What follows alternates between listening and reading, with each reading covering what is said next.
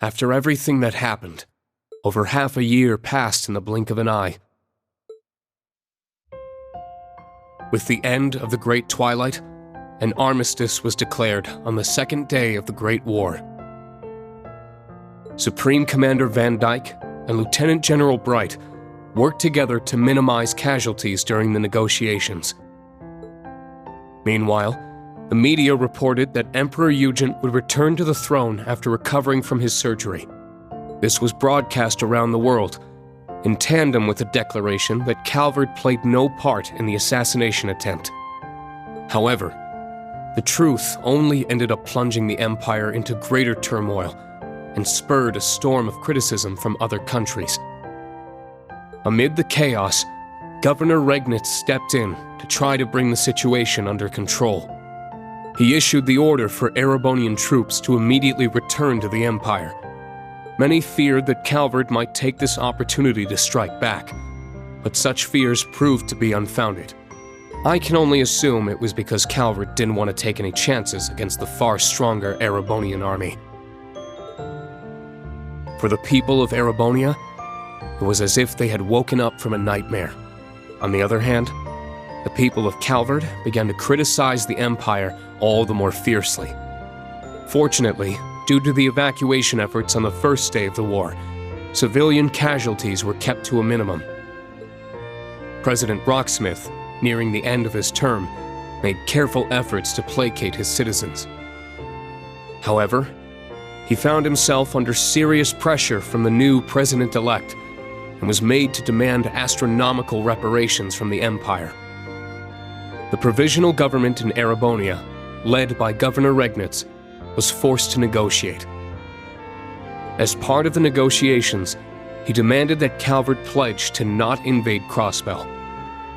Liberal, Remiferia, and the holy city of Arteria agreed, and jointly mounted pressure on the Republic to keep its troops within its borders.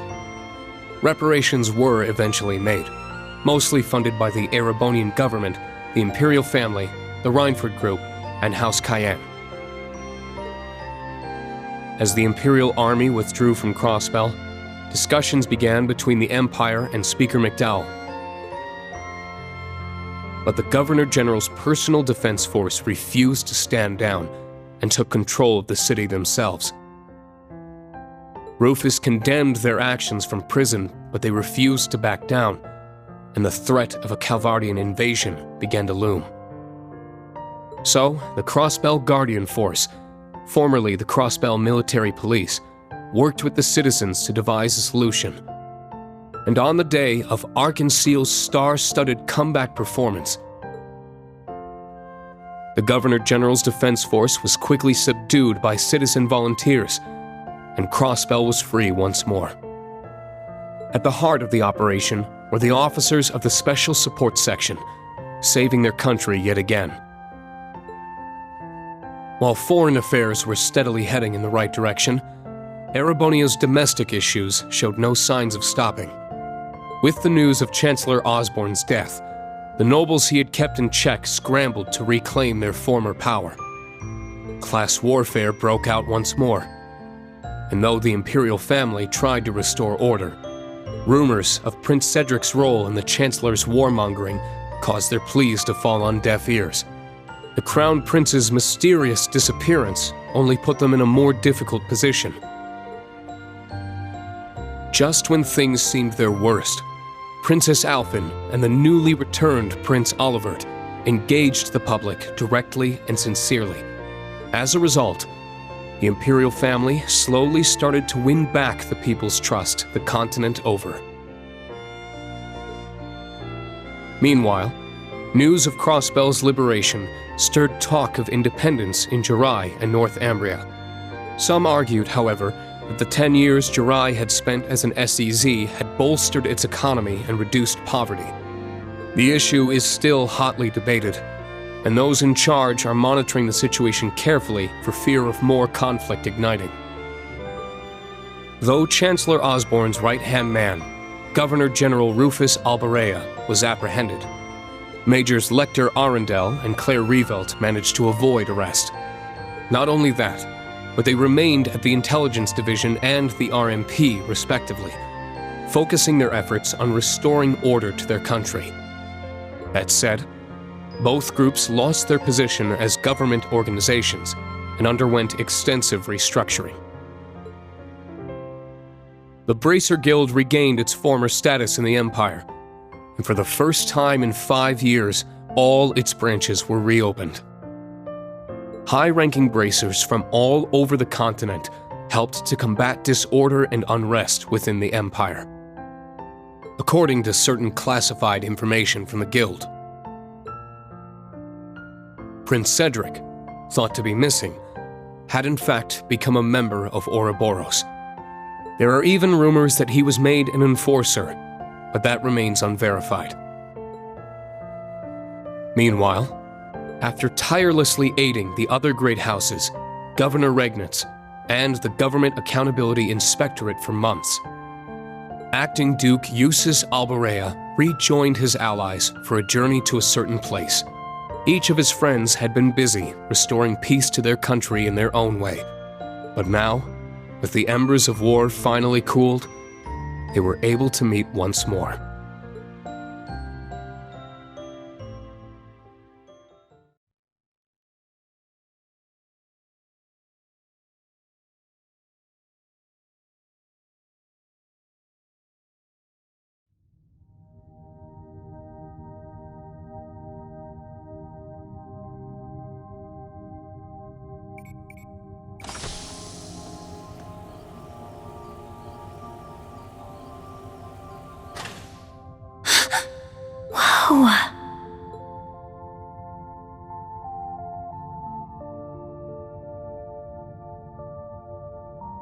A backup OZ-74 unit. So your dad prepared this, Elisa? That's right. He must have worked on it in the brief moments when he was himself. It couldn't have been an easy secret to keep from the Ebon Knight. Your father was a great man. Damn right. Can't be easy fooling someone who's in your head. For real.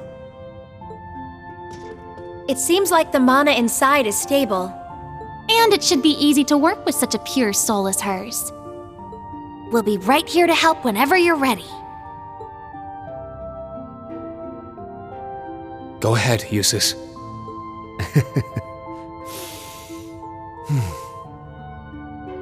Come on, man. What are you waiting for? Now, bring out the sword. Right. Altina, you should help too. Don't worry. I know it'll turn out just fine. That's right, Allie. Be brave. I will.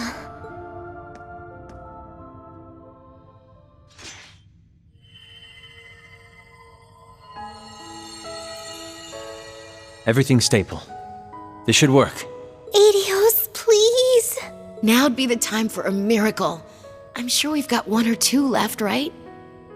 If you're listening out there, these kids need you.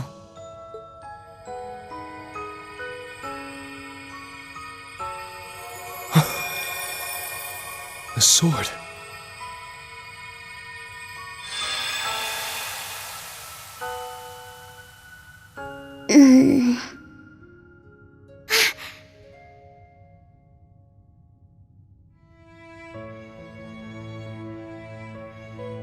Huh? Where am I? Reen? Tilly? What are you guys doing here? Eustace? What gives? You look like you've seen a ghost. Wait, what happened? Last thing I remember, Millium! You're awake! Whoa, guys! What's gotten into you? Anyone want to tell me what this is all about?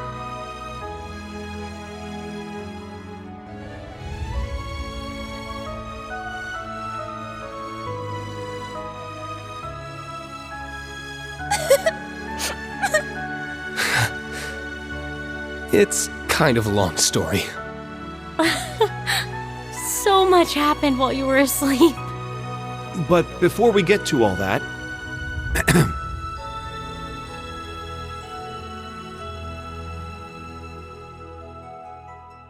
Welcome back, Millium.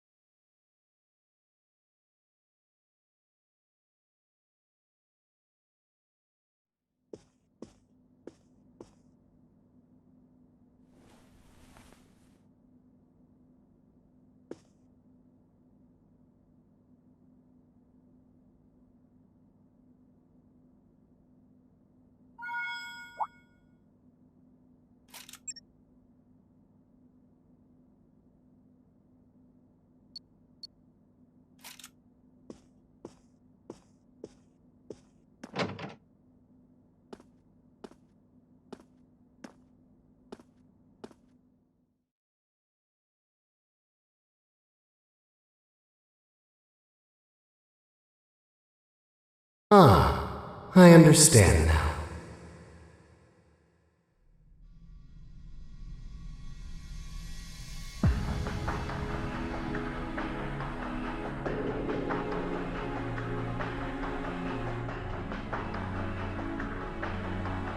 However, it seems the situation is slightly beyond the scope of our expectations.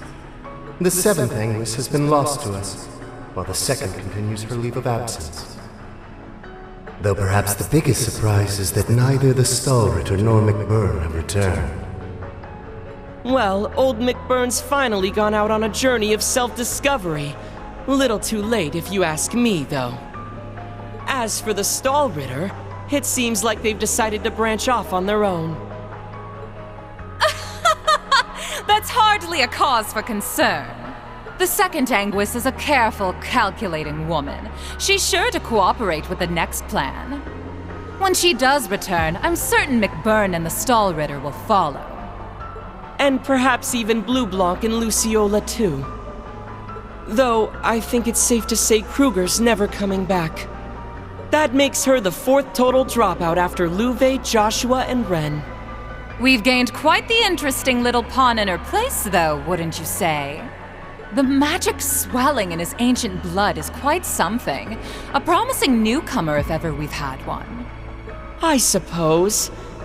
Though he still knows so little about the world, he might need a babysitter for quite some time.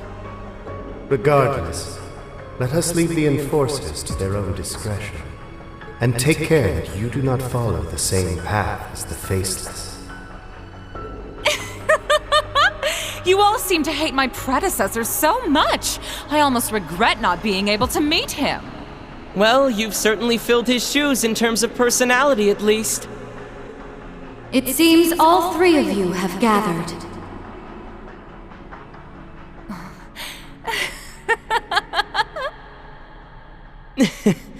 So, you've arrived. Welcome, O Grand Master.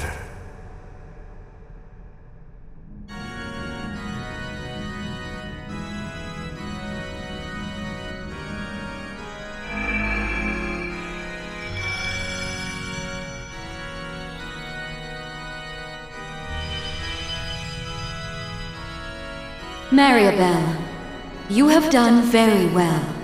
You oversaw the completion of the Phantasmal Blaze plan and returned safely. You're too kind. I merely laid the groundwork for the Witch of the Abyss and the Steel Maiden to work their magic. But what of the Septarians of Fire and Earth? I have confirmed their disappearance from this plane. Unlike the Septarian of Mirage, they haven't vanished entirely.